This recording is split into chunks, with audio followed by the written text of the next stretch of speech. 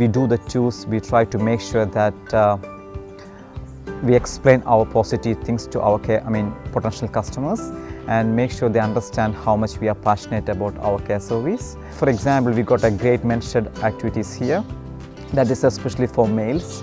So what we do is, if a potential admission coming for a male care recipient, we try to do the tour on Tuesdays and Fridays when we got the men's shed, and we will try to physically show what we are doing here. So that makes a great impact in turning the tours into positive one.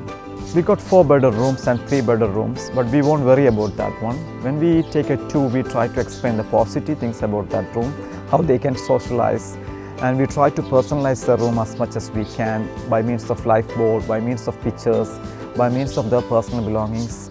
Even a quilt which they bought from the home, I try to make sure that that is personalized for them. By seeing all those things, the families turn around positive and they try to accept the bed in shared rooms. For the last couple of weeks, we got great success. I was here on weekend and I had 3 tours and 3 of them accepted the beds.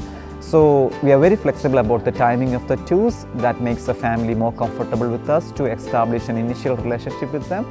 So that thus starts the confidence of families with us. So we are authentic and we are trying to be extraordinary with them. I tend to do all the tours myself because I can show a lot of things to them, and I tell them a lot of benefits we have about the physios, the dietitians and all that. I think first impressions are very important because when people walk in, even without anyone talking to them, the impression is quite important.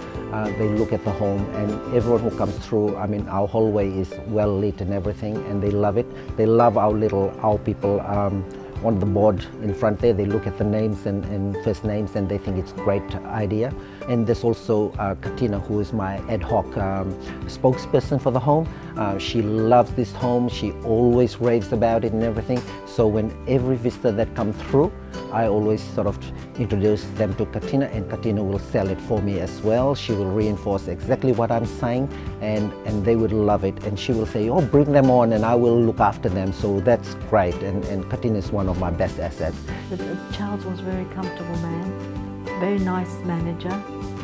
He was helpful to me, very helpful. And I saw the place always very clean, tidy, and I loved it. And I met all the residents here. They are very good people. Everything's very nice here in this place. Our first impression, doesn't matter what industry you're in, is just key, it's gold.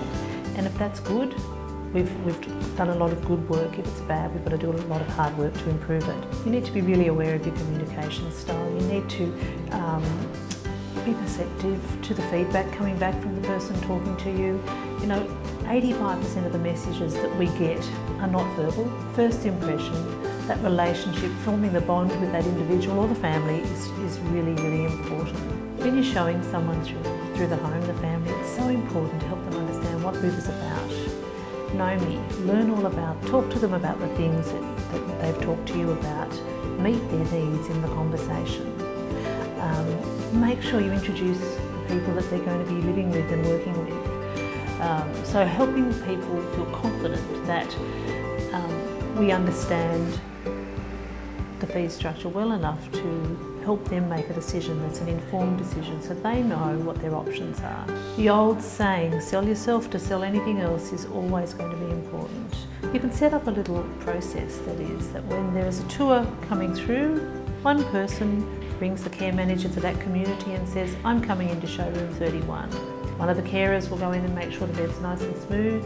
Then you make sure the flowers are right. Just make sure the room's ready to show. Make sure someone hasn't been sitting on the bed or sleeping in the bed, or the pillow hasn't gone missing, so that when you walk into the room with the family, it looks great, because that's again another first impression. We often find that when people ring out of hours, the phone call isn't handled as well as it could be.